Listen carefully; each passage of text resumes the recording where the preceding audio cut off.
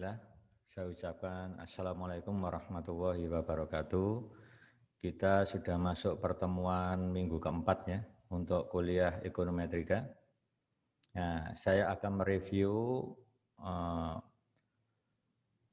kuliah virtual ya, minggu yang lalu hari Jumat ya. Jadi saya ulang kembali untuk contoh 11. Jadi di sini diceritakan datanya mengacu pada contoh 10, di mana Q itu adalah output, L itu adalah jam kerja, sedangkan K ini adalah jam mesin. Ya. Ternyata antara jam kerja dengan jam mesin ini berkorelasi tinggi. Ya. Fungsi yang digunakan adalah fungsi produksi Cobb-Douglas. Dan kasusnya khusus di sini terjadi constant return to scale pada parameternya, yaitu alpha 1 ditambah alpha 2 sama dengan 1. Ya. Kemarin saya sudah menjelaskan tindakan remedial kalau ada kasus multikoliniaritas di mana parameternya ini ada hubungan. Ya, ini hubungannya seperti ini. Maka ini masuk di bagian pertama ya, tindakan remedial. Ya. Langkah pertama yang harus kita lakukan adalah menyatakan alpha 2 dalam bentuk alpha 1. Jadi alpha 2-nya saya ganti 1 min alpha 1, saya masukkan ke fungsi produksi Cobb-Douglas. Ya, jadi alpha 2-nya saya ganti 1 min alpha 1, kemudian saya lenkan baik ruas kiri maupun kanan, maka yang ruas kiri menjadi len Q. Ruas kanan len alpha 0 ditambah alpha 1-nya turun ya, kali len L, ditambah lagi 1 min alpha 1-nya turun, dikali len K, baru plus epsilon. Len dari E pangkat epsilon kan hasilnya epsilon. Nah, kemudian kita cek lagi, ada variabel prediktor yang tidak berhubungan langsung dengan parameter, yaitu ini, 1 dikalikan len K. 1 dikali len K itu adalah len K, nggak mengandung parameter, pindahkan ke kiri, sehingga bentuk ruas kiri menjadi len Q min len K. Ya, ini adalah len alpha 0 plus alpha 1 len L min alpha 1 len K. Ini kalau dikalikan kan plus kali min alpha 1 kali len K kan jadi min alpha 1 len K. Alpha 1-nya kumpulkan dengan ini, maka bentuknya jadi seperti ini. Alpha 1 kali len L min len K, gitu ya. Kalau ini saya namakan dengan Y, yang ini saya namakan dengan X, yang ini saya namakan dengan beta 0, maka akan terjadi model regresi linear sederhana. Bentuknya seperti ini. Ya, ingat Y-nya ini ada isinya ya, berupa vektor nanti, ya, yaitu diperoleh dari len Q min len K, ya, X diperoleh dari len L min len K, gitu ya. Regresikan Y terhadap X dengan interceptnya beta 0, slope-nya alpha 1, ternyata diperoleh hasil pendugaan seperti ini. Berarti kita sudah dapat beta 0 topi 0,07, alpha 1 topi 0,83. Dan ternyata alpha 1 ini signifikan. Ya. Dilihat dari nilai T hitungnya atau rasio T-nya sangat besar, lebih dari 2,5. Jelas ini sangat signifikan. Berarti X berpengaruh terhadap Y ya dalam hal ini dengan R kuadrat yang sangat tinggi. Nah, jadi model ini sangat ideal sekali ya, sangat bagus. Ya. Nah, kalau sudah dapat seperti ini baru kita kembalikan. Tadi beta 0 topi 0,07, maka saya dapatkan alpha 0 topi eksponensial 0,07. Hasilnya 1,0725. Nah, hubungan ini diperoleh dari pemisalan tadi. Kalau beta 0 sama dengan ln alpha 0, berarti alpha 0 kan eksponen dari beta 0. Gitu ya. Sekarang alpha 1 topinya 0,83, maka kita dapatkan alpha 2 topi. 1 min alpha 1 topi. Ini diperoleh dari hubungan constant return to scale tadi. Alpha 2 topi sudah dapat 0,17, alpha 1 topi 0,83, beta, alpha 0 topi 1,0725. Jadi lengkap. Maka kita peroleh penduga fungsi produksi Cobb-Douglas jadi seperti ini. Ini alpha 0 topi, Ini yang alfa 1 topi, yang ini adalah alfa 2 topi. Inilah fungsi dugaannya ya. Saya juga tambahkan di sini pengetahuan tambahan ya. Ini sebenarnya di regresi terapan sudah saya jelaskan, tapi ini bermanfaat juga di ekonometrik ya. Metodenya ini tidak menggunakan pendekatan yang dibahas minggu lalu ya. Kan ada 5 kalau nggak salah yang sudah kita lakukan ya. Ada pakai cara first different form, kemudian ada cara transformasi variabel, ya toh. Ada yang pakai cara variabel distribusi lag, ya, yaitu beberapa cara tindakan remedial untuk mengatasi multikolonialitas. Ada yang pakai cara mengeluarkan variabel prediktor, meskipun menimbulkan kesalahan spesifikasi, gitu ya. Itu yang sudah kita bahas minggu lalu. Nah, sekarang saya kenalkan metode komponen utama. Intinya, kalau saya punya variabel X1, X2, X3, sampai Xk, yang membentuk multikoliniaritas. Berarti ada korelasi yang tinggi antar variabel prediktor. Ya, kalau kita meregresikan Y terhadap X tadi, pasti muncul apa? Multikoliniaritas yang serius. Akibatnya nilai fifth variabel prediktor akan tinggi, lebih dari 10. Nah, kalau itu terjadi, metode komponen utama bisa diterapkan. Caranya, variabel prediktor X1 sampai Xk tadi transformasi ke bentuk standar sehingga berubah jadi set. Jadi nanti ada set 1, set 2, sampai set K. Rumusnya seperti ini kalau ditulis secara matematik. Yang asalnya variabelnya XJI berubah jadi set JI. Gitu ya. Berarti caranya mudah, tinggal data kurangi rata-rata dari data, dibagi simpangan baku dari data. Jadi kalau saya ingin melihat variabel X1 berarti nanti J-nya 1. Jadi nanti set 1I itu sama dengan X1I dikurangi X bar 1 dibagi simpangan baku X1. Ini adalah simpangan baku X1. S11 itu variannya X1. Kalau di akar kan jadi simpangan baku. Ya. Nah, ini kalau nanti kita peragakan dengan Minitab supaya jelas. Ya. Sudah?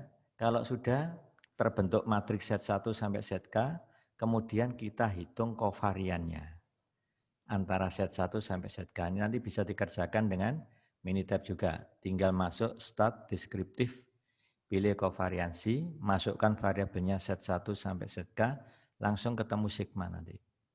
Nah, sigma ini yang dihitung nilai eigen dan vektor eigennya. Nilai eigennya adalah lambda 1 sampai lambda K. Kenapa? Karena sigma ini ukuran matrik K kali K. Matrik yang berukuran K kali K. Karena banyaknya variabelnya sebanyak K, set 1 sampai set K. Ya kan? Udah, nilai eigennya nanti sebanyak K, vektor eigennya juga sebanyak K yang dilambangkan dengan VJ. Nah, ini nanti diselesaikan, ya, dapat nilai lambda 1 sampai lambda K beserta vektor eigennya V1 sampai VK. Nah, apa kegunaan vektor eigennya untuk mendapatkan komponen utamanya? Ya, ini saya ambil salah satu contoh vektor eigen yang kecil, ya, elemennya sebanyak K. Lah, elemen-elemennya ini dipakai sebagai komponen utamanya ini. Jadi ini V1J kalikan set 1 plus V2J kali set 2 sampai VKJ kali set K. Ini yang disebut prinsipal komponen utama. Ya. Nah, nanti kita meregresikan apa? Y terhadap V ini. Itulah prosesnya. Dan yang menarik apa? Kalau sudah ditransformasi seperti ini, nanti W1, W2 sampai WK kalau mau seluruhnya, itu benar-benar enggak berkorelasi. Nanti bisa kita cek korelasinya benar-benar nol ini. Yang awalnya korelasi tinggi antar X tadi, sekarang berubah antara W1, W2, W3 ini benar-benar korelasinya nol. Bisa dipastikan mendekati nol. Ya, itulah yang menarik dari prinsipal komponen utama, ya kan? Nah, sekarang kita coba data. Saya punya data seperti ini, hanya 13 pengamatan ya. Nah, ini kalau Anda cek matrik korelasi antar X1 sampai X4 itu ada yang korelasinya tinggi. yang menyebabkan terjadinya multikoliniaritas. Misalkan data ini saya dekati dengan model seperti ini, ya, model regresi linear berganda kan ini. Maka secara berurut saya mulai dengan langkah 1. Saya coba regresikan langsung Y terhadap X1, X2, X3, X4. Hasilnya langsung seperti ini. Yang saya tebeli ini adalah gejala multikoliniaritas yang serius. X1 fifth-nya tinggi, X2 juga tinggi, sedangkan X3, X4 rendah.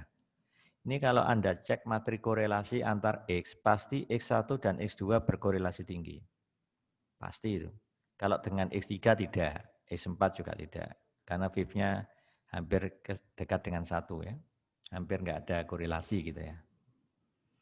Tapi ingat, R kuadratnya tinggi lah. Ini kan sudah mencerminkan sesuatu yang serius tentang multikoliniaritas. R kuadrat tinggi tapi fifth-nya tinggi di sini. Nah, dan nggak signifikan ya. Ini ada multikoliniaritas ini. Nah, apa langkah kedua setelah itu? Kita transformasi X-nya menjadi set. Ya. Jadi variabel X tadi saya transformasi menjadi set.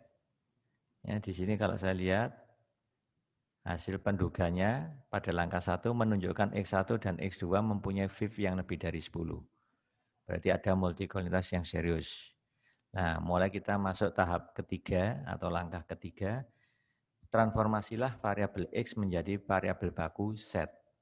Simpan hasilnya di worksheet Minitab C6, karena datanya itu ada di C1 sampai C5, yang kosong kan C6. C6 tempati aja set 1, set 2, set 3, set 4. Ini sudah variabel bakunya. Baru Anda lakukan PCA. Perintahnya cuma gini aja kalau di Minitab. PCA, petik set 1, sampai petik set 4, jangan lupa titik koma. Untuk mengeluarkan subcommon-nya. Banyaknya komponen yang mau ditampilkan berapa? Misalkan aja 4. Simpan hasilnya di mana? Ya yang kosong habis C9 berapa? C10, C11, C12, C13. Harus ada 4. Karena komponen utamanya ada 4 nanti. Kalau kita mengendaki 4. Kali ini saya mengendaki 3, yang muncul ya cuma 3 di sini. Sampai C12. Ya, begitulah. Nah, ini adalah plot screen plotnya. Enggak ditampilkan enggak apa-apa. Kalau ini enggak ditampilkan berarti ambis ini titik. Ya. Enggak perlu titik koma lagi. Titik enter. Nanti enggak muncul grafik screen plotnya. Ya. Gitu. Nah, setelah ini saya enter, nanti keluar hasil seperti ini. Principal komponen analisis set 1 sampai set 4. Nah, ini cara bacanya. Nilai eigen tertinggi 2,4395. Ini adalah nilai eigen dari matriks sigma tadi. Sigma, yaitu varian dari set. Nilai eigen urutan kedua ini 0,9707, urutan ketiga dan urutan terkecil. Proporsinya ini ketemu 0,61 itu diperoleh dari ini dibagi 4 karena banyaknya nilai eigennya 4. Ini berhubungan erat dengan banyaknya variabel prediktor tadi. Nanti ketemu 0,61. Sedangkan ini diperoleh dari ini dibagi 4. Kalau ini dibagi 4. Ya. Kalau yang ini dibagi 4. Untuk kumulatifnya caranya kalau ini sama berarti ini dibagi 4. Ya. Kalau yang ini ditambah itu dibagi 4. Nanti ketemu ini. Kalau ini nilai eigen pertama tambah kedua tambah ketiga dibagi 4 ketemu sekian. Nah, yang terakhir pasti 1 ya, karena totalnya ini dibagi 4. Totalnya ini sama dengan 4 ya. Ini yang menarik, total dari nilai eigen itu ternyata sama dengan K, banyaknya variabel prediktor. Teorinya kemarin saya jelaskan itu ya. Nah, itu ya. Nah, sekarang kita lihat, kalau saya minta kumulatifnya itu sampai bisa 99,7. Artinya apa? Saya bisa menghendaki bahwa varian respon nanti yang dapat diterangkan oleh variabel set ini 99,7%. Nah, kalau saya menghendaki sampai di sini, berarti hanya bisa menerangkan variannya tadi 0,853 atau 85,3%. Nah, jadi berapa banyak komponen yang kita masukkan terserah kita. Kalau saya ingin yang bisa menjelaskan 99,7%, ya enggak apa-apa. Berarti kita ambil 3 komponen. Ya, jadi yang saya pakai nanti PC1, PC2, PC3. Cara bacanya PC1 0,616 kali set 1 ditambah 0,615 kali set 2 dikurangi 0,326 kali set 3 dikurangi 0,369 kali set 4. Ingat set 1, set 2, set 3, set 4 bentuknya vektor. Datanya tadi sebanyak 13, berarti masing-masing ini vektor berdimensi 13 kali 1. Berarti PC1 pasti vektor dimensinya 13 kali 1. Secara sama PC2 cuma komponennya ini. Komponen ini diperoleh dari vektor eigen yang berhubungan dengan lambda 1 diminkan. Ya, jadi vektor eigennya diminkan. Karena saya cross check tadi dengan manualnya ketemu ini min, ini plus plus. Supaya sama dengan ini saya minkan. Baru persis sama ini. Ini bisa diperagakan ya.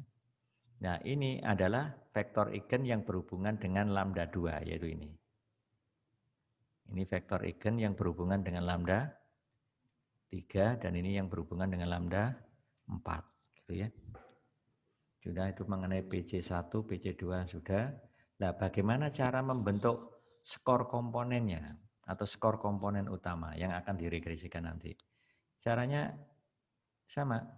Kan kita sudah punya PC1 itu sekian kali Z1 plus sekian kali Z2. Nah, berarti PC1 ini bisa dihitung. Nah, ini saya namai dengan W1 nanti.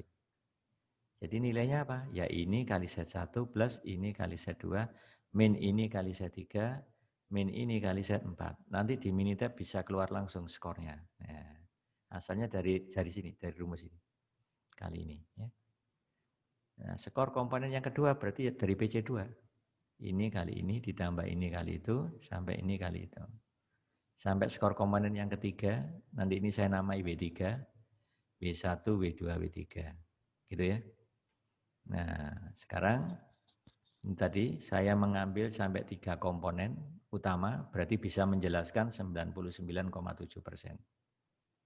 Ya, ini asalnya memperoleh dari ini, seperka ditambah jumlah nilai eigen.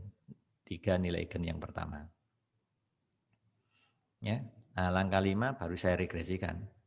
Kan kita sudah punya isi W1 tadi, yaitu PC1, W2, PC2, W3 itu. Saya regresikan Y terhadap W1, W2, W3. Hasilnya seperti ini. Lihat, fifth-nya benar-benar 1. Artinya benar-benar nggak ada korelasi antar W1, W2, W3. Bisa kita cek nanti. Korelasinya 0. Ya. Ini yang menarik dari prinsipal komponen. R kuadratnya tinggi. Ya kan?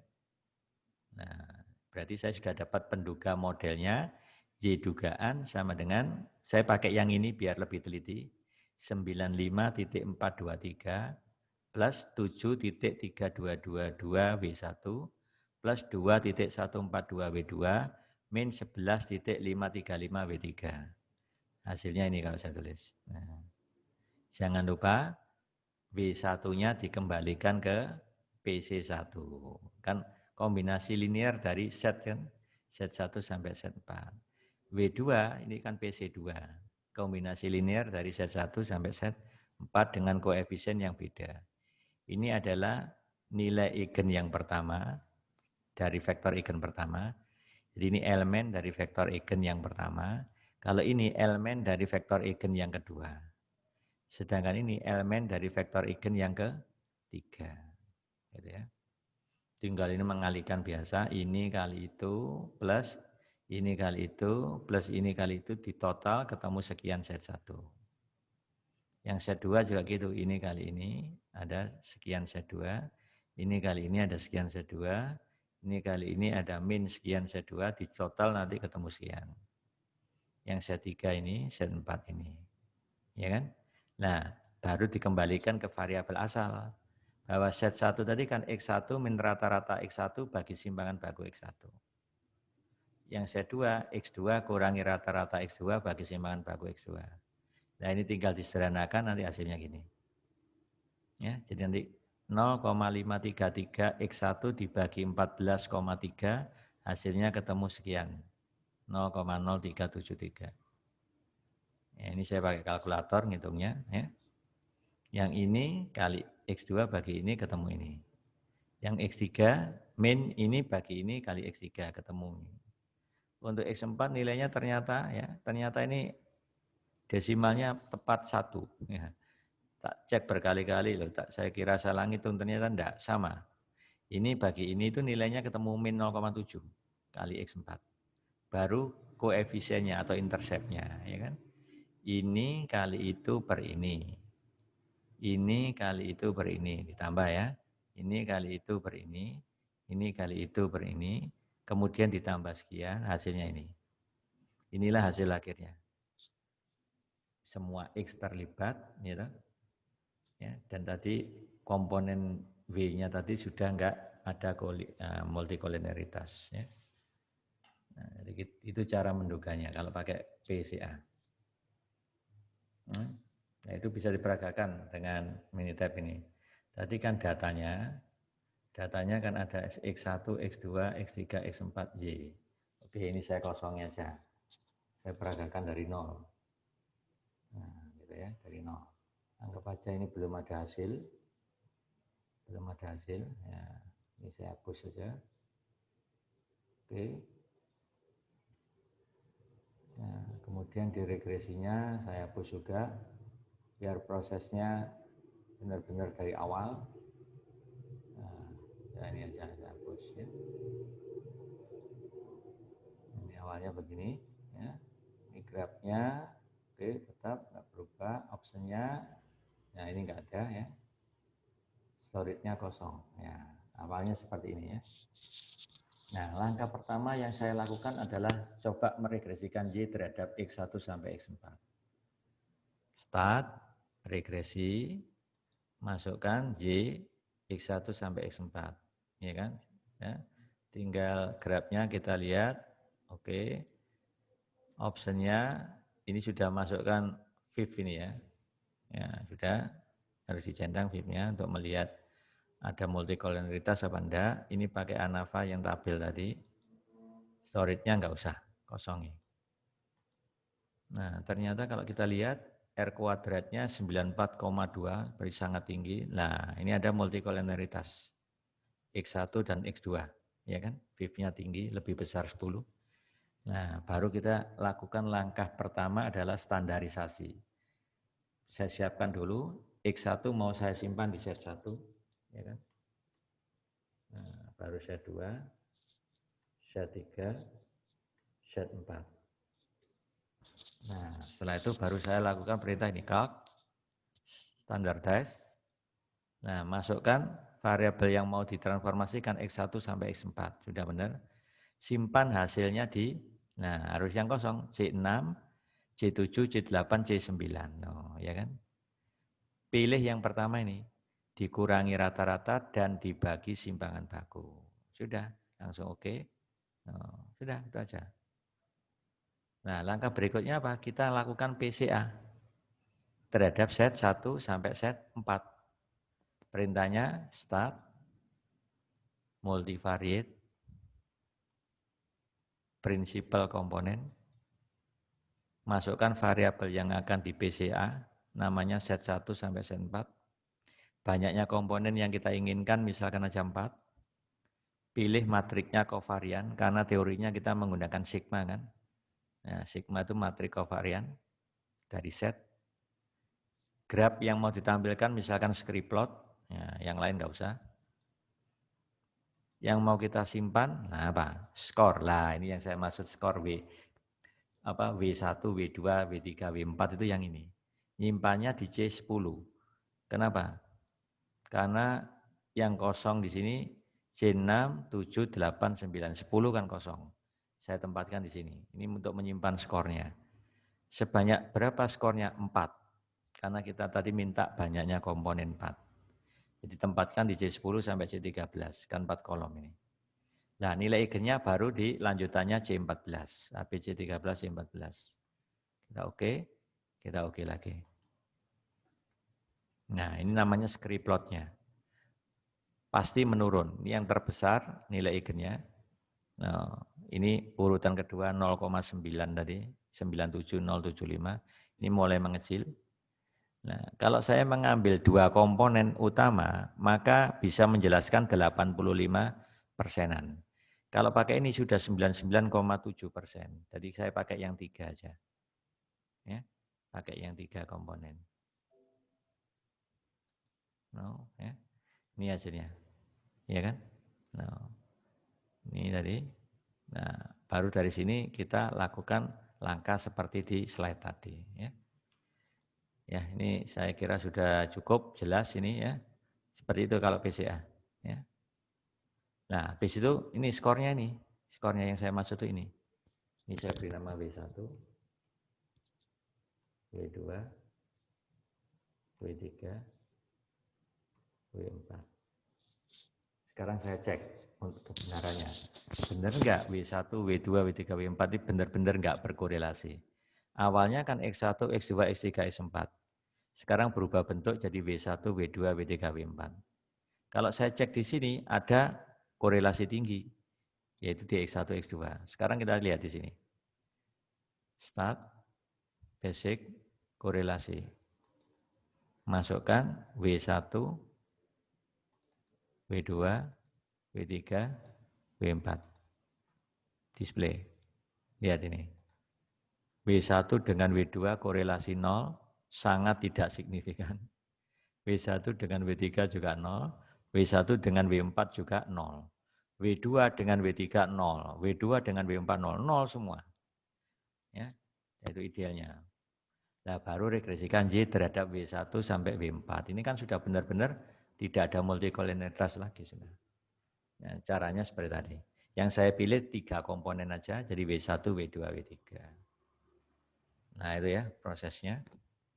Saya kira sudah cukup. Sekarang kita masuk ke materi berikutnya. Ya, kita sudah masuk di pertemuan keempat, heteroskedastisitas. Ya.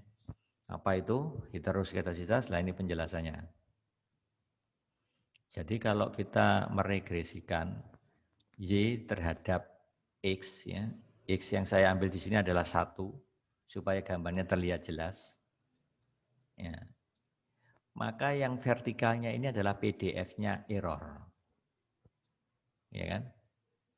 Ya, jadi kalau saya ambil, misalkan X-nya ini sumbu X, ini sumbu Y. Ya, ini income atau pendapatan, ini tabungan.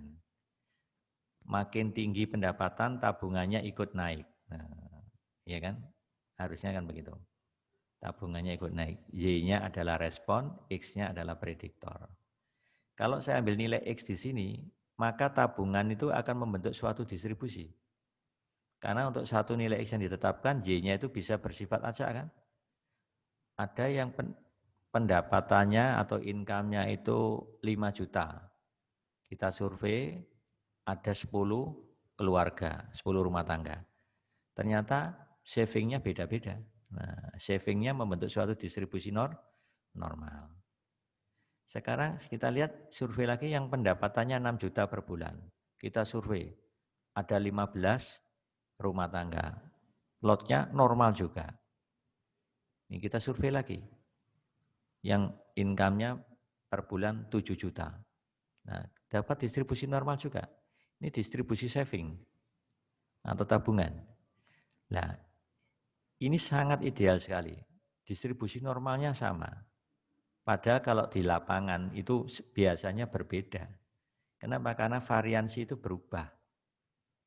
Ya, ini diasumsikan ideal sama, ini yang dikenal dengan kasus homoskedastisitas. Jadi varian errornya baik di X berapa tadi 5 juta, 6 juta, 7 juta itu sama. Variannya ini sama. Nah, kalau variannya berbeda berarti ini nanti namanya heteroskedastisitas yang kita bahas ini. Jadi nanti gambar normalnya beda. Ini ngembangnya gini, mungkin ini agak lebar lagi. Variannya membesar. Ini mungkin mengecil lagi. Variannya mengecil. Mungkin nanti habis ini melebar lagi. Nah, itu namanya heteroskedastisitas. Jadi gambar distribusi normalnya itu variannya berbeda-beda. Ya. Nah ini contoh kasus yang homoskedastisitas. Kalau ditulis pakai lambang gini, kan modelnya Y, I sama dengan beta 0 plus beta 1 X, I plus UI. UI itu galatnya. Ekspektasi UI kuadrat itu sama dengan variansi UI. Bisa dibuktikan. Variansi UI itu sama dengan ekspektasi UI min rata-ratanya UI kan 0. Dikuadratkan. Nah kan jadi ini. Jadi ini sebenarnya variansi UI ini. Atau variansi galatnya konstan. Nah, ini yang dikenal homoskedastisitas. Beda dengan yang hetero, gambarnya gini. Loh, ada yang runcing, nanti ini simpangan bakunya kecil, ini simpangan bakunya agak besar, ini simpangan bakunya membesar lagi. Gitu kan? Makin lama makin membesar seiring naiknya X. Jadi kalau X-nya berkembang, maka variannya ikut berkembang. Ini berarti heteroskedastisitas. Ya, jadi heteroskedastisitas itu sebenarnya dipengaruhi oleh X. Juga bisa dipengaruhi oleh Y dugaan. Nah, nanti dianalisisnya gitu ya. Y dugaan itu bisa mempengaruhi variansi galat. Nah, contohnya kalau kita tuliskan heteroskedastisitas itu seperti ini. Variansi UI-nya sama dengan sigma I kuadrat. Jadi mengandung indeks I. Jadi kalau saya tanya, variansinya U1 berapa? Sigma 1 kuadrat. Variansinya U2, sigma 2 kuadrat, dan seterusnya. Ya. Itu variansinya berbeda. Ya kan? Ini adalah gambar heteroskedastisitas. Bisa diamati dengan jelas kalau variabel X-nya cuma 1. Kalau sudah 2, nggak bisa diilustrasikan begini. Di mana ada X1, X2, ada Y, sudah butuh 3 dimensi. Dan density-nya kan nggak ada di dimensi 4. Itulah. Jadi ini hanya sebagai penjelasan dasar. Ya. Gambarannya seperti itu. Ya. Dan nanti kalau sudah X-nya lebih dari 1, 2 atau lebih X-nya, maka analisisnya sudah nggak bisa pakai gambar. Nanti pakai uji nanti. Ya, bisa melalui plot, bisa pakai uji Glaser, ya, uji Park, ya, dan lain-lain. Nah ini ya, ini contohnya modelnya tadi, regresi linear apa? Sederhana yang bisa dilihat.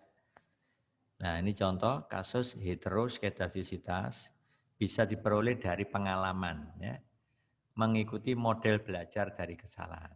Jadi kalau orang pertama belajar ngetik, ya, dalam 1 jam itu salahnya mungkin ditemukan ada 30 kesalahan. Ya, untuk ngetik selanjutnya pasti akan berkurang kesalahannya. Oh, turun jadi 25.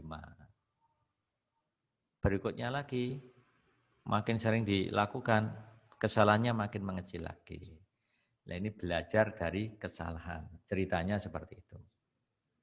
Ya, jadi kalau orang belum punya keahlian mengetik, pertama ngetik itu pasti banyak salah. Lama-lama sudah enggak. Ya ini ya. Nah ini tipe kesalahan, Y-nya itu tipe kesalahan ketik, sedangkan X-nya ini adalah jam, waktu ketik. Ya. Makin lama makin profesional kan kesalahannya mengecil. Nah itulah gambarannya hetero itu seperti itu.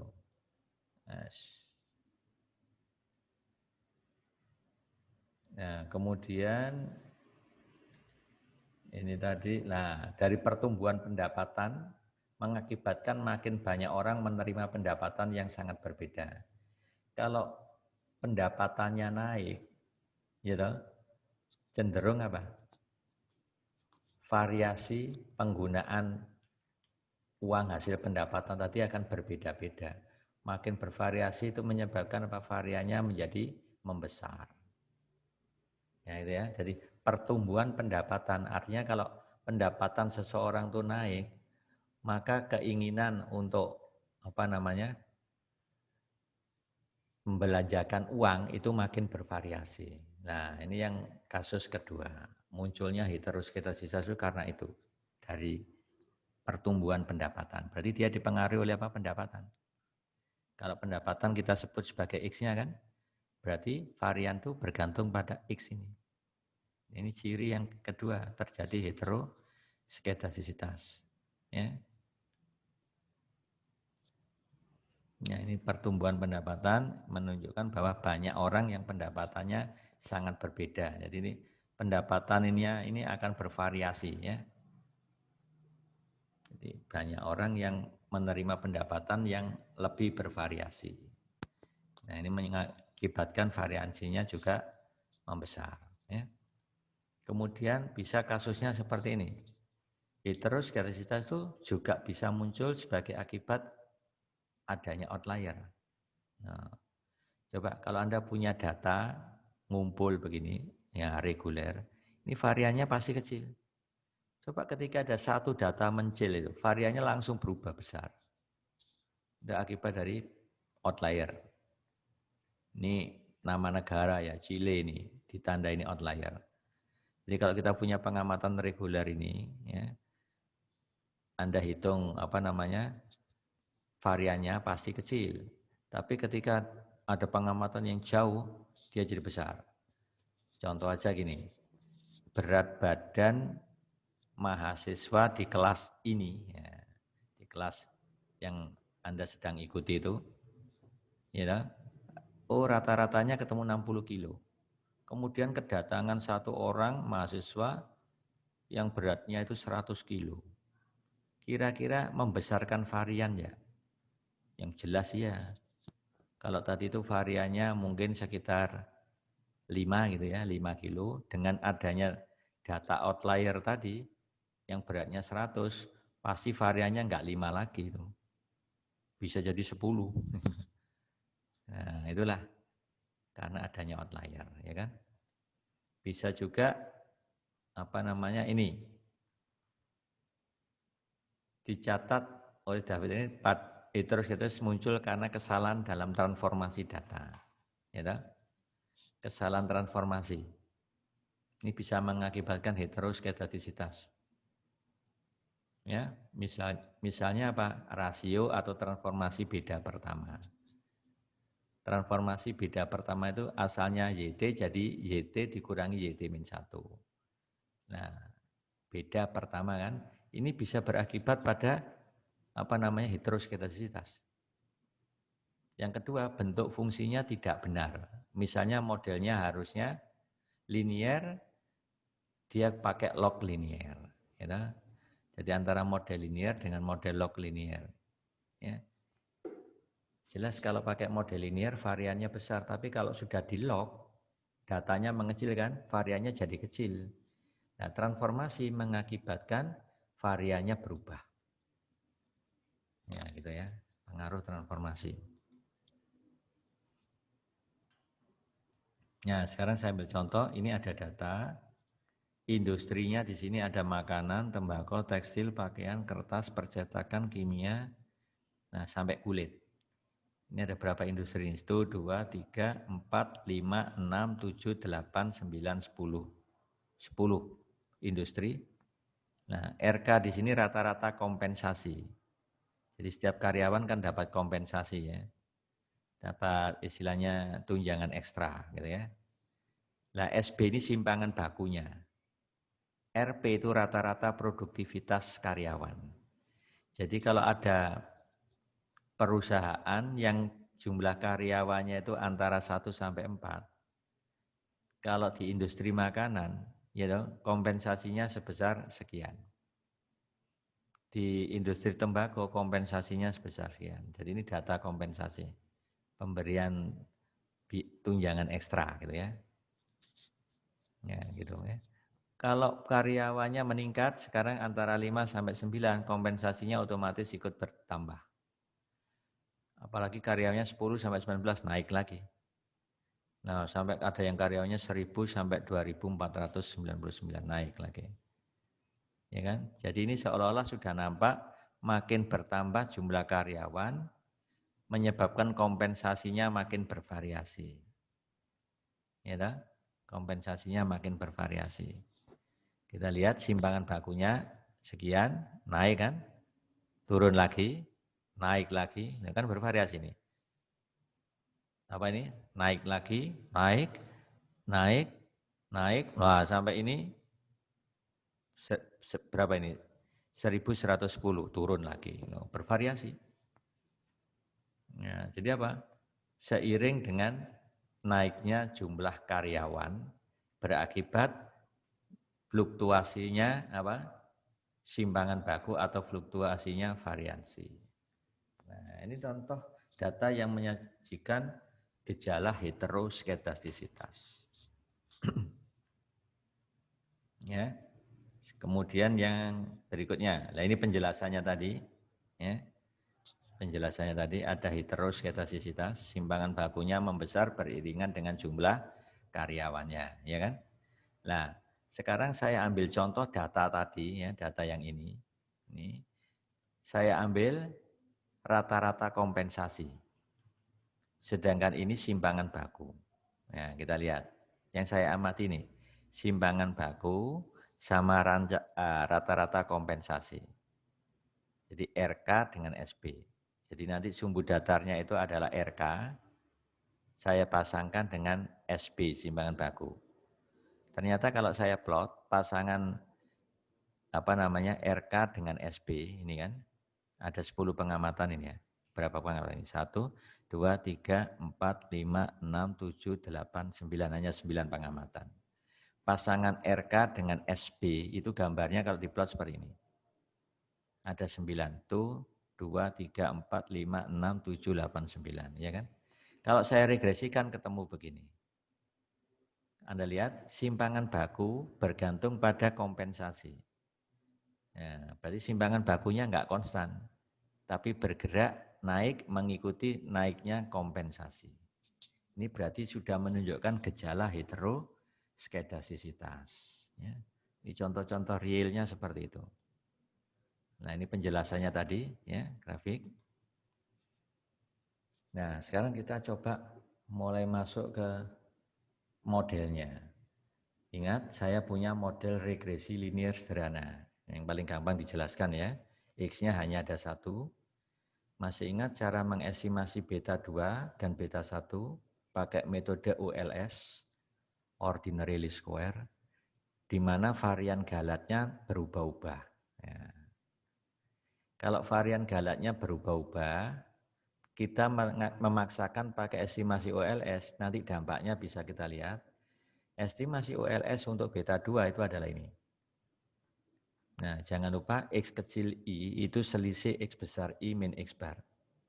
Kalau Y kecil I, selisih Y besar I min Y bar. Gitu ya. Ini estimatornya seperti ini. Ini membuktikannya sebenarnya enggak sulit. Gunakan prinsip metode OLS, yaitu meminimumkan jumlah kuadrat galat. Jadi sigma UI kuadrat ini diminimumkan. UI-nya Anda ganti, YI dikurangi beta 1 dikurangi beta 2 XI. Kuadratkan gitu ya. Turunkan terhadap beta 1 samakan dengan 0, turunkan terhadap beta 2 samakan dengan 0, nanti dapat beta 2-nya ini. Ini kalau saya jabarkan dalam bentuk variabel X besar dan Y besar, ini variabel asalnya, maka hasilnya gini. Temu kan? Nah, variannya beta 2 atau pi ini bisa dibuktikan hasilnya nanti begini. Ya. Ingat, variannya UI sama dengan sigma I kuadrat. Berarti variannya YI juga sigma I kuadrat. Nah, ya kan? Ini kalau saya tulis, ini sama saja gini. Ini saya namakan WI. Jadi beta 2 atau pi itu adalah sigma WI dikalikan YI. Kalau saya hitung variannya, maka sama dengan sigma WI kuadrat dikalikan varian YI, yaitu sigma I kuadrat. Nah, ya kan? Ternyata ini kalau dibagi itu ketemu apa? Sigma I kuadrat per sigma X kecil I kuadrat. Nah, itu buktinya sebenarnya sederhana dari sini ke sini. Cuma saya nggak bisa nulis di apa tas ya, kelamaan nanti nulis. Pokoknya ini misalkan aja WI, WI-nya itu ini, X kecil I dibagi sigma X kecil I kuadrat. Sehingga beta 2 atau pi-nya menjadi sigma W kecil I YI. Kalau dihitung variannya, ingat di statistika 1 sudah saya ajarkan.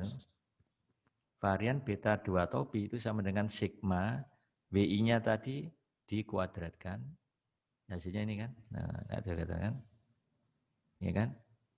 Dikalikan variannya YI namanya sigma I kuadrat. Nah, ya. Variannya seperti ini. Ya. Jadi nilainya seperti ini. Nah, kalau kasusnya homoskedasisitas berarti sigma I kuadratnya diganti dengan sigma kuadrat saja.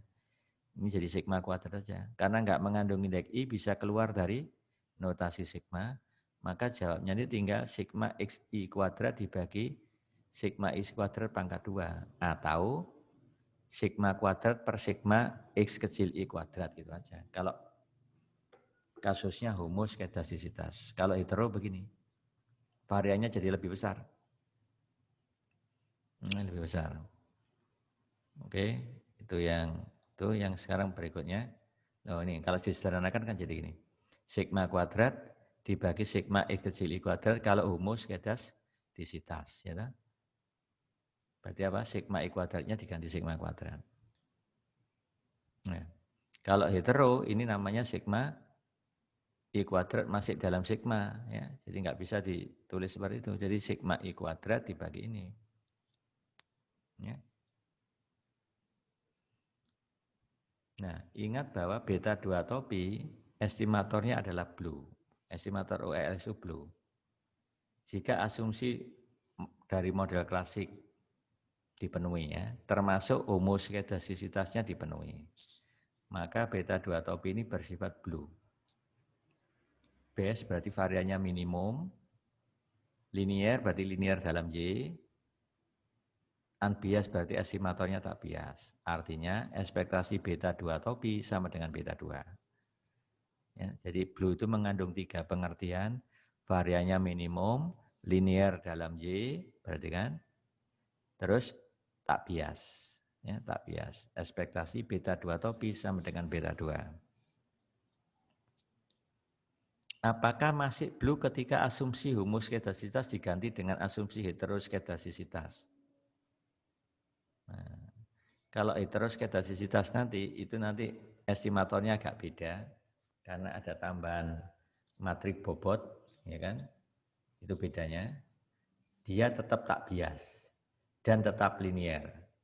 Nah, terus variannya, nah ini yang variannya tidak minimum. Jadi tetap tak bias, linear dalam Y, tapi variannya tidak minimum. Nah, itu bedanya. Ya. Ini dapat dibuktikan nanti kalau kita menerapkan OLS pada kasus heteroskedasisitas, estimatornya ini masih linear dalam Y dan tak bias. Ya. Masih linear tak bias. Ya. Ingat beta 2 topi adalah estimator yang konsisten. Artinya kalau sampelnya besar, beta 2 topi itu akan mendekati beta 2. Di bawah asumsi model regresi klasik. Jadi kalau bicara konsisten itu berhubungan dengan sampel besar. Ya. Nah itu penjelasannya. Nah untuk mengestimasi kasus heteroskedasisitas, maka metode yang banyak digunakan itu namanya adalah generalized least square. Ya, generalized least square itu bisa berubah jadi OLS, bisa berubah jadi WLS, bisa umum sekali. Ya, gitu ya. Jadi itu. Jadi GLS itu bisa menjadi OLS kapan? Ketika variannya UI sama dengan sigma kuadrat. Nah, nanti berubah jadi OLS.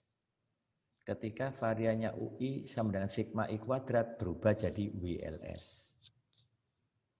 Ketika variannya UI itu sama dengan sigma I kuadrat dan ada korelasi antar varian, antar error atau antar galat, ya, maka jadilah GLS. Ya.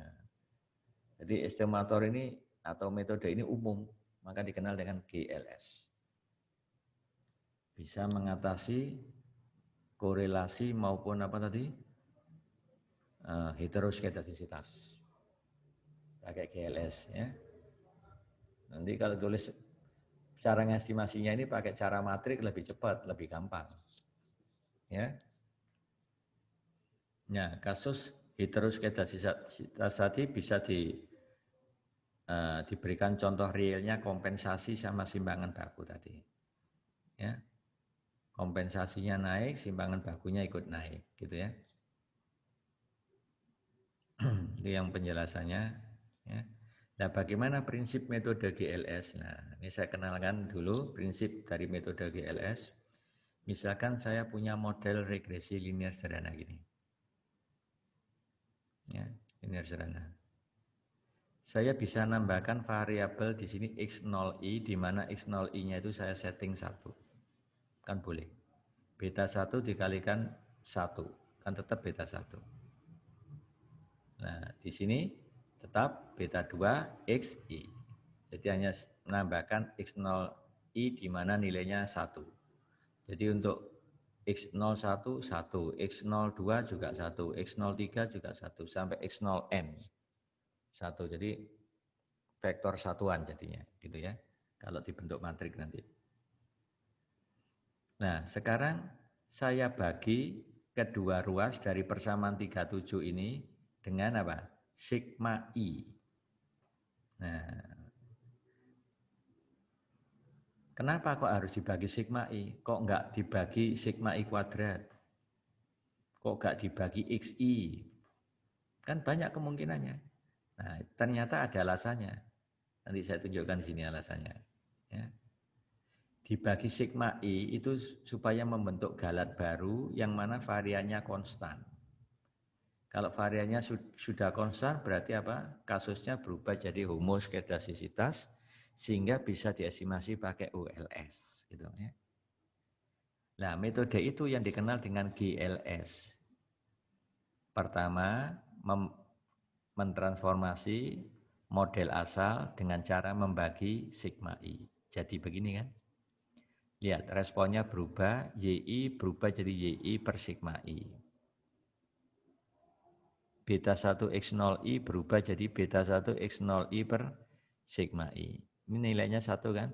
1 per sigma I, kan membentuk vektor lagi.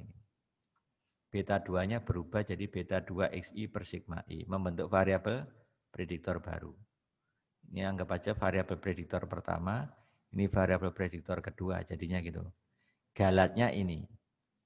Nah, ya kan? Galat yang baru ini saya namai UI star. Nah, respon yang baru saya namai YI star. Variabel prediktor yang baru saya namai X0I star, berarti nilai parameter di sini dengan di situ sudah beda. Makanya saya namai jadi beta 1 star. Beta 2-nya berubah jadi beta 2 star, XI star gitu ya.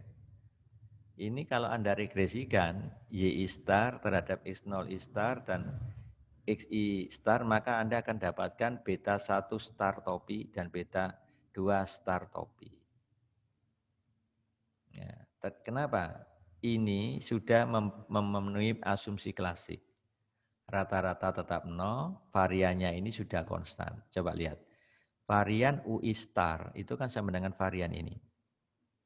Varian ini maka yang keluar konstantanya. Seper sigma I keluar menjadi seper sigma I kuadrat. Dikali varian UI. Varian UI tadi kan sigma I kuadrat. Karena kasus heteroskedasisitas. Berarti sigma I kuadrat bagi sigma I kuadrat 1 kan. Nah, berarti galat ini punya varian 1, rata-ratanya 0. Nah, berarti distribusinya jadi normal, standar kan galatnya. Kan berarti bentuknya homoskedasisitas. Estimasilah model ini pakai apa? ULS. Nah, itulah prosedur GLS. Ya. Estimasilah dengan ULS nanti akan dapat beta 1 star dan beta 2 star. Ya, itu caranya seperti itu. Dan perlu diingat, hasil dari beta 1 star dan beta 2 star ini hasil estimasinya pasti beda dengan ini. Beda ya. Ini pakai ULS langsung, ini pakai GLS ya. Itu bedanya. Ya, sekarang ini lihat yang saya bilang tadi. variannya 1 kan. Nah, kan varian UI star itu kan sama dengan ekspektasi UI star kuadrat. UI star tadi kan UI bagi sigma I. Kalau saya kuadratkan kan jadi UI kuadrat per sigma I kuadrat. Sigma I kuadratnya ini keluar dari ekspektasi kan, tinggal ekspektasi UI kuadrat. Ekspektasi UI kuadrat kan sama dengan sigma I kuadrat, sehingga nilainya sudah konstan. Varian UI star konstan berarti kasusnya homoskedasisitas. Makanya model tadi bisa diestimasi, ya, maksudnya model tadi itu model ini, 39 ini, bisa diestimasi pakai ULS. Nah, ya kan? Pada 39. Dan estimatornya bersifat blue. ULS itu blue, ya kan? Maka dapat beta 1 star dan beta 2 star. Itulah dikenal dengan prosedur GLS. Nah, ini cara ekonometrik. Nah, nanti kalau di model linear caranya lebih umum, pakai matrik. Ya, jadi lebih enak nanti lebih luas kita bisa bergerak kalau pakai matrik ya. Nah, ini saya tunjukkan prosedurnya tadi. Pertama tadi kan dibagi dengan sigma I. Ya toh? Jadi ini kan estimatornya saya namai beta 1 star topi dan beta 2 star topi, ya kan? UI-nya diestimasi jadi UI topi. Kalau ini saya sederhanakan penulisannya jadi begitu. YI star sama dengan beta 1 star topi X01 I star plus beta 2 star topi XI star plus UI topi star atau UI star topi ya. Gitu. Nah, ini sudah memenuhi asumsi klasik ya bahwa ini sudah homoskedasisitas, ya toh? Maka estimator GLS diperoleh dengan meminimumkan ini. Nah, jumlah kuadrat galat. Nah, UI topi starnya saya ganti YI star dikurangi ini kan. Nah, sudah. Nah, ini diminimumkan. Nah, menurut teorinya kan harus diturunkan terhadap parameternya.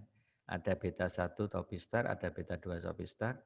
Turunkan terhadap beta 1 topi star samakan dengan 0. Kemudian turunkan lagi terhadap beta 2 topi star samakan dengan 0. Nanti akan dapat beta 1 star topi dan beta 2 star topi. Nah ini coba saya bawa ke bentuk ini namanya GLS ya. Ini saya ganti itu. Ya kan? Sigma YI star saya ganti ini. Beta topi 1 star tetap, yang ini saya ganti X0I per sigma I. Yang ini saya ganti XI per sigma I kuadrat, ya kan? Ya. Ingat bahwa dalam ULS kita meminimumkan jumlah kuadrat galat ini. Loh, ya kan ini ULS. Tapi kalau pakai GLS diberi bobot. Loh, ini diberi bobot. Namanya WI. Berarti apa? Lihat. Ini kan GLS. Ini kalau saya tulis kan per sigma I kuadrat kali UI topi kuadrat. Nah, seper sigma I kuadrat itu namanya WI. Nah, GLS meminimumkan jumlah kuadrat galat terboboti. Nah, kalau dibaca dengan kalimat gitu. Meminimumkan jumlah kuadrat galat terboboti. Kalau OLS meminimumkan jumlah kuadrat galat itu toh, dengan bobot 1. Semuanya diambil sama yaitu 1. Kan ini bisa ditulis 1 kali sigma UI topi kuadrat. WLS itu. Kalau di GLS bobotnya WI, ya, itu bedanya. WI 1 dibagi varian galat. Nah, itu bedanya. Jadi caranya sama, ini nanti diturunkan terhadap beta 1 topi star dan turunkan terhadap beta 2 topi star samakan dengan 0, dapat 2 persamaan kan? Diselesaikan nanti dapat beta 1 topi star dan beta 2 topi star. Hasilnya nanti seperti ini. Ini saya ambil contoh yang beta 2 topi star mengandung WI sekarang. Variannya ketemu ini. Nah, ini kalau cara matrik lebih sederhana, nulisnya nggak pakai sigma-sigma gini. Ya. Ini bisa kita bahas di model linear kalau mau detailnya nanti ya. Estimator BLS. Ya, sudah. Jadi ini variannya beta 2 topi. Ini kalau ini estimasinya ya. Nah, sekarang metode GLS ini untuk kasus ini, heteroskedastisitas ini, namanya jadi WLS. Metode GLS akan berubah jadi WLS, gitu. Kalau kasusnya heteroskedastisitas, tapi tidak ada autokorelasi pada galat. Itu namanya jadi WLS. Bagaimana kalau terjadi dua-duanya? Ada hetero, ada autokorelasi, namanya ya GLS sudah. GLS. Nah caranya nggak bisa diuraikan secara gini, sigma. Pakai matrik nanti caranya ya. Pakai matrik, itu bedanya ya. Oke, saya kira saya akhiri sampai sini dulu. Besok kita lanjutkan hari Jumat ya untuk pertemuan berikutnya ya. Oke, saya akhiri sampai di sini. Saya ucapkan Assalamualaikum warahmatullahi wabarakatuh.